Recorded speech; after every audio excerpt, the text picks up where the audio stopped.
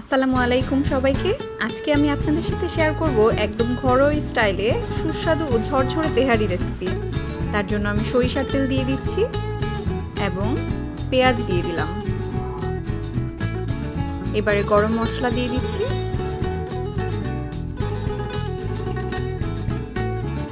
চীনা বাদাম এবং কাঠবাদাম একসাথে আমি ব্লেন্ডারে ব্লেন্ড করে নিয়েছি। এবার এটাও দিয়ে দিলাম। 2 টেবিল চামচের মতো আদা রসুনের পেস্ট ইউজ করছি। এবারে ভালো করে ধুয়ে রাখা গরুর মাংসটা দিয়ে দিচ্ছি।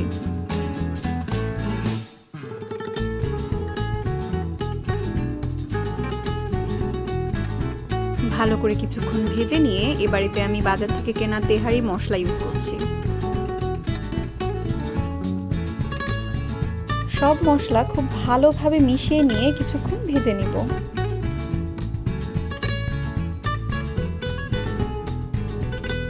এবার এতে টক দই দিয়ে দিলাম,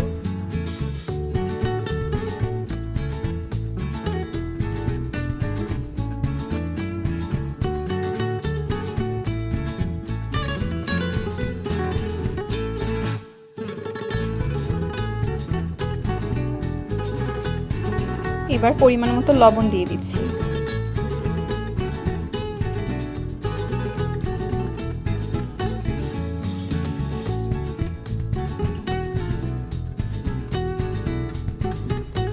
এখানে আমি টমেটো সস ইউজ করছি কিছুটা।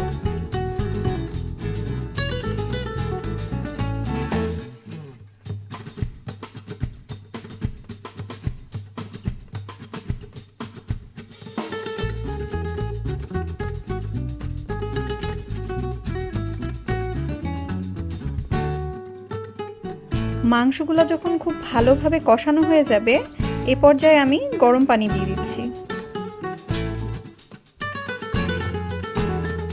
মাংস সুন্দরভাবে সেদ্ধ হয়ে যাওয়ার পরে আমি এটা তুলে নিয়ে আরেকটা পাত্রে রেখে দিচ্ছি এবং সেম মশলায় আমি পোলাও চালটা দিয়ে রান্না করে নিব।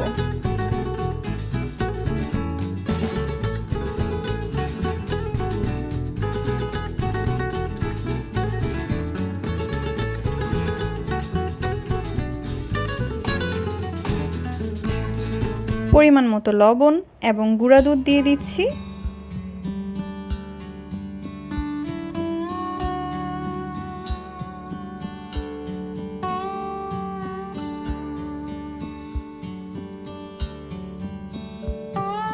মশলায় পোলাও চালটা ভালো করে ভেজে নিয়ে এবার আমি এতে অ্যাড করছি ফুটন্ত গরম পানি।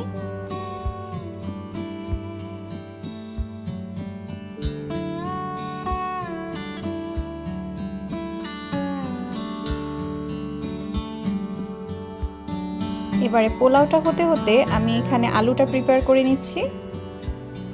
তেহারিতে কিন্তু এই গোল ছোট আলুগুলো খেতে খুব ভালো লাগে, তা আমি আলুগুলোকে ভেজে নিচ্ছি লবণ দিয়ে।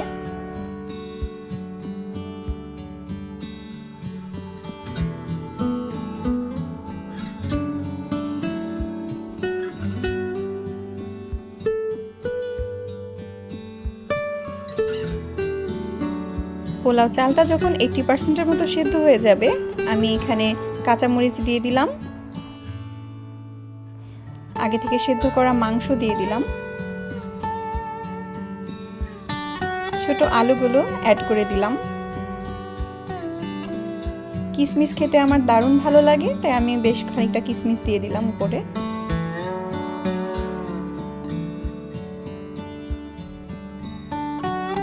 সব কিছু খুব ভালোভাবে মিশিয়ে নিয়ে কিছুক্ষণ রান্না করে নিয়ে উপর দিয়ে আমি এখানে গুঁড়া দুধ অ্যাড করে দিব, কেওড়া জল অ্যাড করছি কিছুটা।